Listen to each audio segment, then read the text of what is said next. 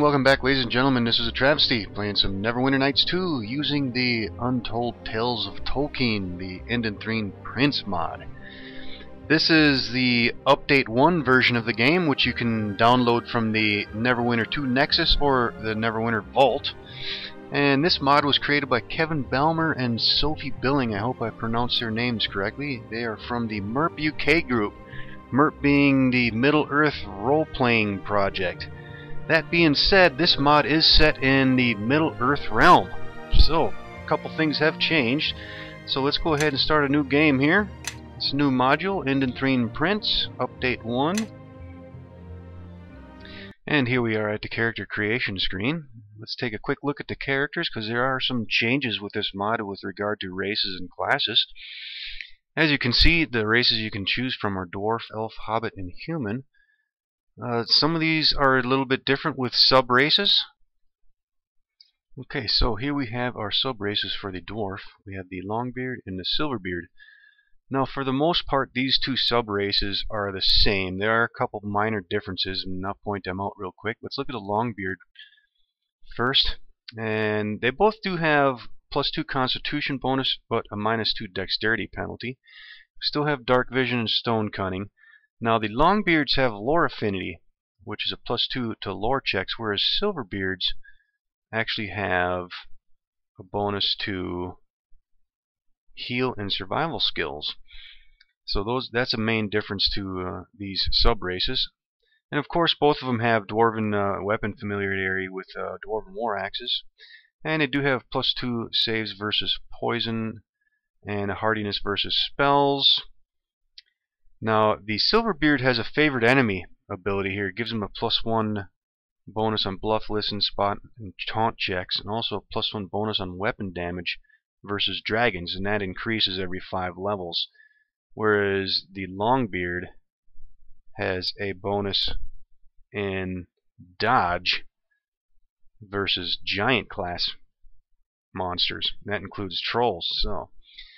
And they both also have a battle training bonus versus orcs, giving them a +1 on attack rolls. And just FYI, that does include goblins and urukai, just so you're aware of that. So, next we have the elf race, and there's only one sub-race, a Sindar Wood Elf. And let's take a look at these guys. They do get a +2 Dexterity and a +2 Wisdom. They are immune to disease. They have hardiness versus enchantments, which gives them immunity to sleep effects, and a +2 bonus to saves against enchantments. And they also have low light vision, and they have their elven weapon proficiencies, and mainly their long swords and bows and rapiers. Keen senses, which gives them a +2 bonus to listen, search, and spot checks. So that's the elf. Now we have the hobbits. Hobbits have 3 sub-races: the Fallowhides, the Harfoots, and the Stores. Now, as far as I can tell, the only difference between these 3 sub-races is just flavoring. So as far as their abilities and things of that nature goes, it appears they're all the same. But I could be wrong, but just by looking through this, they're all the same as far as their traits and ability scores and everything goes. So let's take a look at these guys. They do have a +4 bonus on dexterity. That's actually pretty high. +2 bonus on charisma, however, a -2 penalty on strength and constitution. They do have the small stature trait, and they're stealthy, giving them a +2 bonus to move silent checks. They're fearless, giving them a +2 saves versus fear. They do still have good aim, giving them a +1 bonus with thrown weapons and slings. They do have keen hearing, gives them a bonus to listen checks. And they are lucky, giving them a racial bonus to all saving throws. And we have the humans. The humans, I think, are pretty much the same as originals. It gives you a +1 extra bonus feat at first level, +4 skill bonuses at first level, plus additional skill points following levels. Okay, now next thing is the classes. These have been stripped down also. As you can see, here's your only choices: barbarians, bards, clerics, druids, fighters, paladins, rangers, rogues, spirit shaman, and swashbucklers. Now, as far as I can tell, these classes haven't changed, but with the exception that there's classes that are missing. But they were intentionally stripped out of the game to more fall under the lore of Middle-earth setting. So, now as you can tell right off the bat, there are no arcane casters with the exception of the bard. And even then, there's a lot of spells that have been stripped from the game. Primarily your summoning spells and invisibility type spells, and all your like big beast spells are all gone from the game. In addition to that, the dinosaur companion has been stripped from the game also, so keep that in mind. Now, something else of note with regard to favored classes and dealing with rangers now. The ones you're probably going to see the most in the game are the human type and the undead type. And after that, you're probably going to be seeing the orc type and the magical beast type, along with your animal types are probably going to be more common. But the ones that are definitely the most common is undead and human. So keep that in mind if you're picking favorite enemies. Okay, so I do have a character already created. And that's going to be Kenneth. He is my first level lawful good paladin. And something else you're going to note too, there's no deities, so that's something you're going to have to keep in mind too. Let's see, Kenneth, his highest ability scores are in strength and charisma with 15, and followed by wisdom and constitution with a 14, and then dexterity and intelligence with 10. So let's start the game. Alright, here we are in the starting area. Now this is also playable in multiplayer, so this is where you actually would all start in this area right here. So keep that in mind. I think you just need a PWC file, which you can also download from the website where you can download this mod. So let's go to Middle-earth. The history of Middle-earth is sown with legends, exceptional people renowned as heroes of their time or held in terrible infamy. Many such tales are widely told and remembered, but equally are the untold tales, those that were drowned out or overlooked amidst the pressures of their time of telling. What follows is one such tale, and it is told over a number of chapters, this being the first. On the eastern borders of Rovanion lies a small rural village, one of many such scattered amongst the fertile farming lands. It is here that the focal figure of this tale begins their journey. An apprentice to a respected scholar finds himself trading the neighborly, quiet village life for something quite different, when the life they knew is ripped out from under them. A new path, but of what? Justice? Revenge? Perhaps simply a new life of adventure and discovery. No matter the path taken, the events that follow change that apprentice and the lives of those close to them. This chapter of the tale takes the hero across many leagues, including the bustling markets of Esgaroth, in the Long Lake, crumbling crypts, the wildlands of Rune, and its volatile mountain ranges, macabre easterling fortresses, and the shadowy gloom of Mirkwood. This is a tale of loyalty, love, and friendship, of hatred, justice, and revenge. All play their part in the making of this untold hero. This untold tale is but the first part of their incredible story. Alright, and just a note here, if you're playing a multiplayer game, do not begin until all players are logged in. So, let's begin. Okay, so here we are in Thorburns' home. And we have a chest here. Let's take a look in here. Well, we got 100 gold and a soothing elixir. Let's take a look at this here. And it's a Cure Light Wounds potion. That's something else too about this game. Supposedly just about everything is custom, which is something I really like too. So, while we're here, let's take a look at Kenneth here. Just to show everybody what my skills are looking like here. I got a decent amount in concentration, decent amount in diplomacy and heal, a little bit in listen, and a little bit in spot and survival and taunt. And feats, ladies man, gives me +1 listen, +1 diplomacy, however a -2 intimidate. And I got the normal proficiency feats for a human paladin. Something of note, fighter types do not start with heavy armor proficiency, so if you see it's missing, that is intentional. Okay, and I also have extra smiting and luck of heroes, which gives me a +1 bonus on all saving throws and a luck bonus to armor class. Okay, now from what I understand, if you make it through this whole campaign with one character, I think you're going to end up being about level 12. So that's something good to go. Alright, let's go. And here we have somebody out here. Galen. Let's go talk to this guy. Kenneth, I'm sorry to disturb you like this. I hope I wasn't interrupting anything.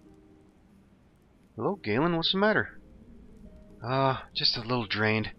Master Thorburn has kept me from my bed for hours with his talk about raven migration patterns. Did you learn much? Oh yes, more than enough for one day. I think my eyes have just about given up on staying open. Oh, anyways, Master Thorburn has asked to speak with you. At this hour? Yes. I'm sorry if this isn't the best time. Perhaps it is to do with the arrangements for his birthday? How? We kept this a secret. I may have let slip a few small details. I'm truly sorry. Trusty Galen. You're not angry? Oh, well, thank you. He doesn't know very much, I'm sure of it. I will try and stop my tongue from wagging in the future. I'll go to the study and see what he wants then. Then I shall bid you good night, Kenneth. I hope you don't have to stay up too late.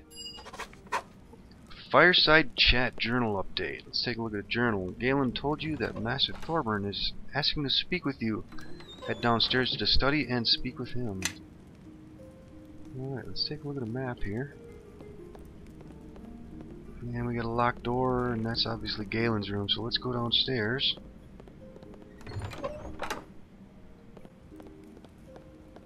And here we are downstairs. It's on the same map, which is kind of nice. There's no load times going from level to level. That's cool. And what do we got in here? Looks like the kitchen. Kitchen cabinet. The cabinet is locked. Now let's take a look in here. And there's Thorburn. What else we got in here? Some cats running around a bookcase. Let's go take a look at this. Wings Unfurl, part 1 and 2 of 6. And looks like long lore books, so there you go, we're not going to read through them.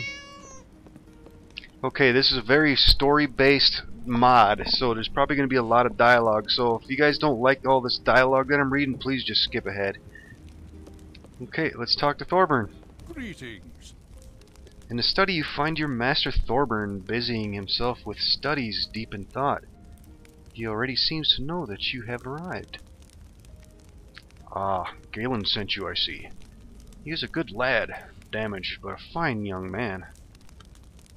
What do you want from me? Oh, do not be alarmed, Kenneth. I was merely sat here, deep in thought about everything we have done these last few years.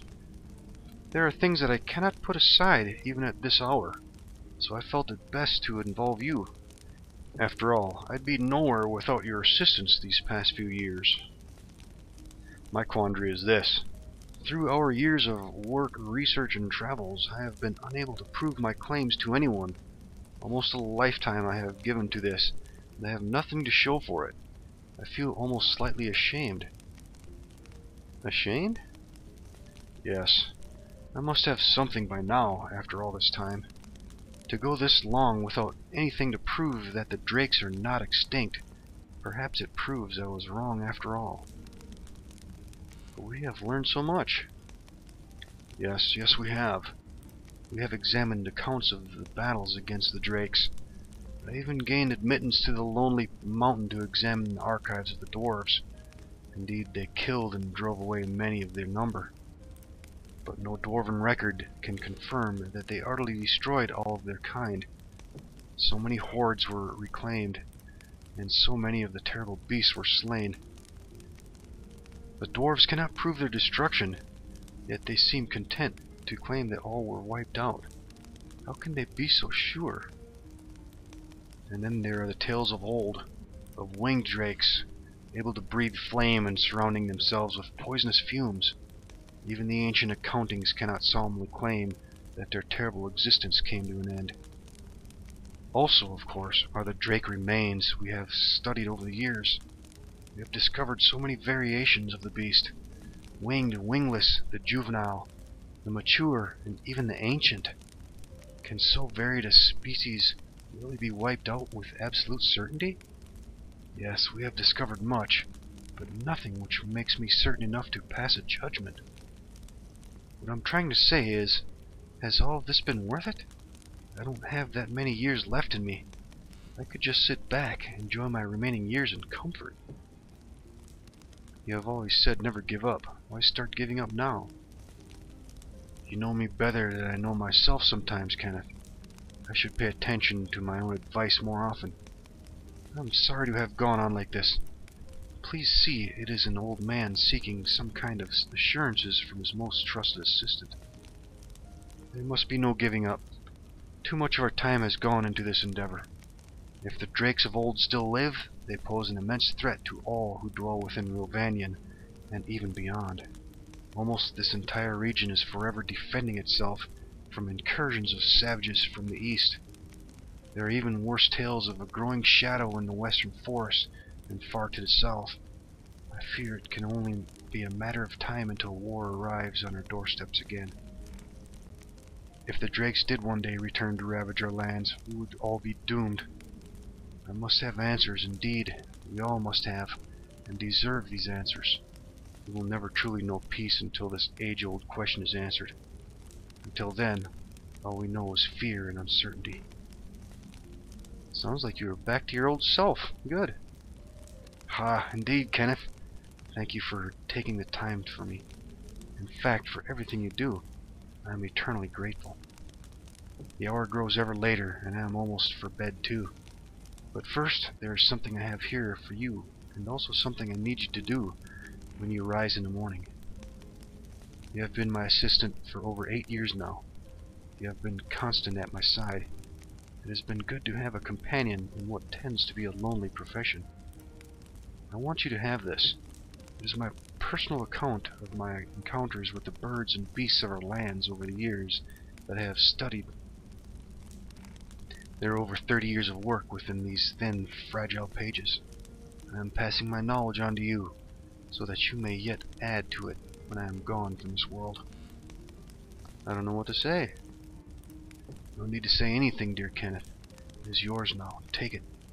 May the experiences of someone less seasoned than I give its pages greater depth. Now for the morning.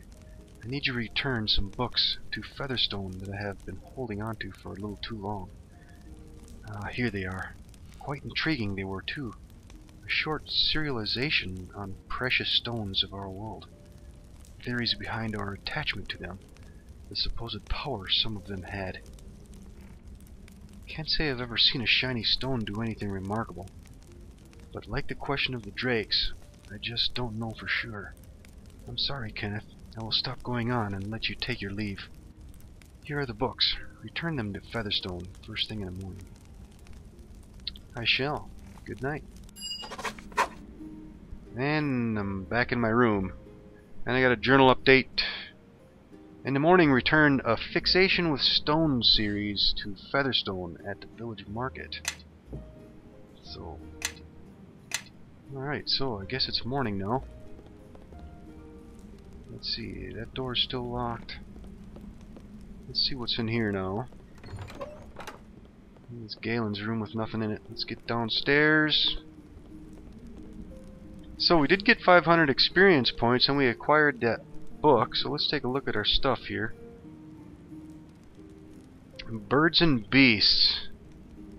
Whenever you encounter a new creature, an entry will be added to your inventory. This book acts as a container for those entries. Simply open this book and drag the entry inside. And the Fixation with Stones book. This is the book we have to return to a guy named Featherstone. So let's head on out.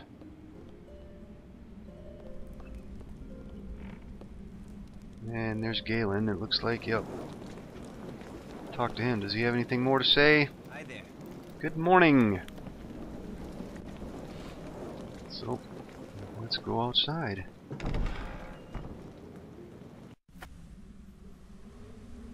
And a little bit of a cutscene. Aerial view of the village that we're in, it looks like. Alright, let's see. Let's take a look at a map. So here we are right here, right outside of Thorburns' home. Next to that we have the Featherstone's home, the village hall, Hemsworth's home, Featherstone's stall, I guess that's where we need to go, Wellcroft's barn, Strobridge's post, the Fair Lady Inn, and Emmeline's smithy, and over here we have the mines and Wellcroft's field. Okay, so let's go to the market here, I guess.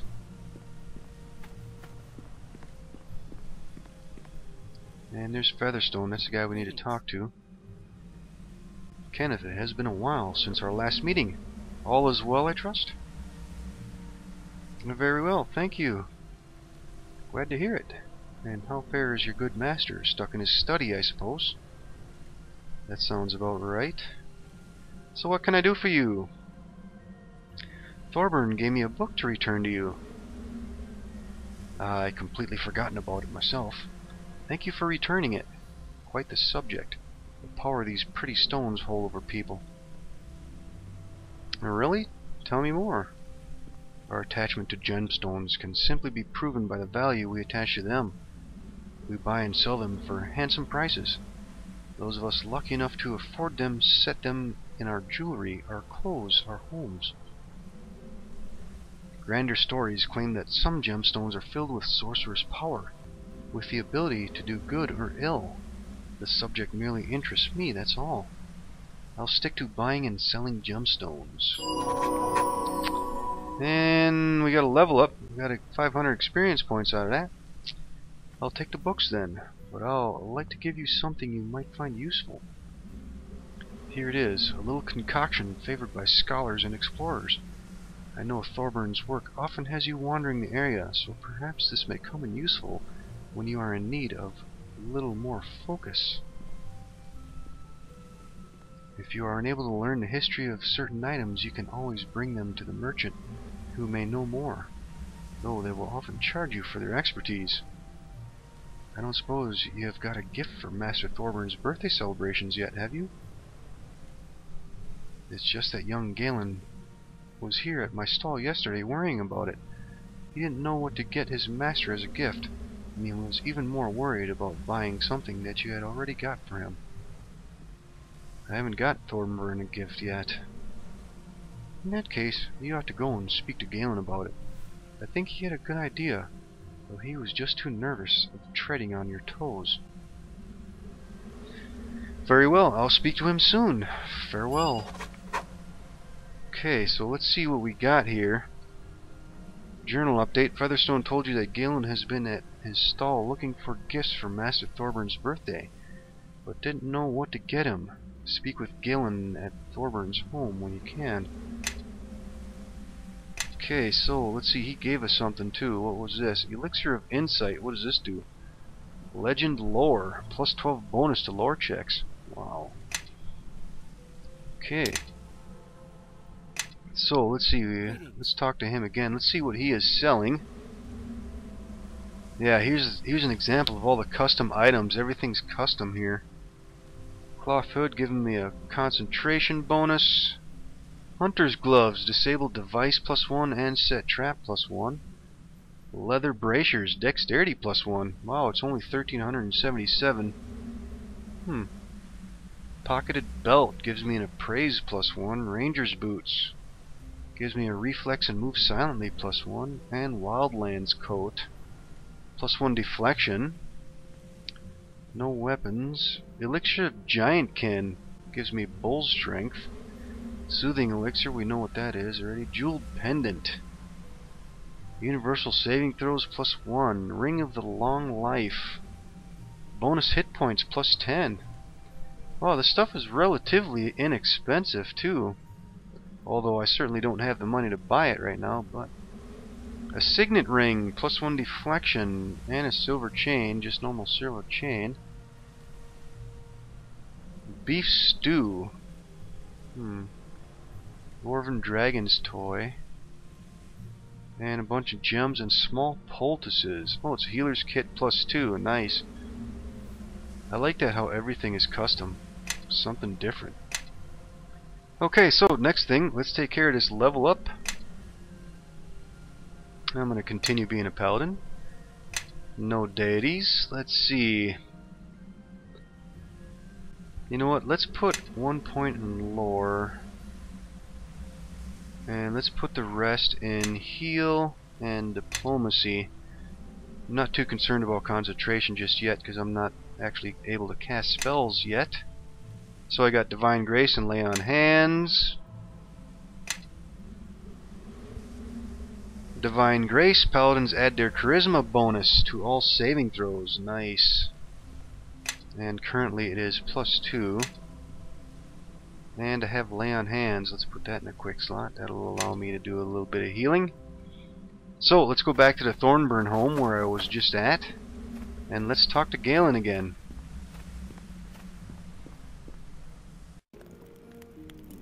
And here we are back in Thornburn's house.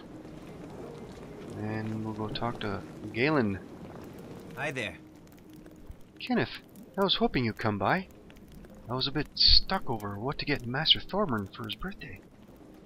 That's why I'm here, Galen. Oh, Featherstone must have told you. Well, I had an idea. I know that Master Thorburn is very taken by Lodebury's vintage. I wanted to get him some as a gift, but the only place I know that has it is the Fair Lady Inn. I know Rutherford keeps some at the inn, but I don't think Rutherford likes me very much. Not after that time I broke one of his expensive glasses. I'm no good at bartering anyway. I don't want to get overcharged. I have very little coin as it is. Would you be able to get some for me? I can give you the coins. Yes, I can if you like. Any idea what I should get him? Thank you, Kenneth. I don't know if you already got Master Thorburn something. I thought we could get something unusual but appropriate. I noticed that Featherstone has bought a new selection of dwarven toys for his stall. They do sell quickly, but I saw yesterday that some were still sat there. I saw one of a dragon. Featherstone told me that if you would wind up a little dial on its back, its wings flap and its mouth opens and closes. Quite a sight it was too. Why don't you get that for Master Thorburn? I think he would like it. Great idea, Galen. Thanks. I wasn't so sure. So it is the wine from Rutherford at the Fair Lady and the dragon toy from Featherstone. If you bring them back to me, I will try and wrap them up for the party.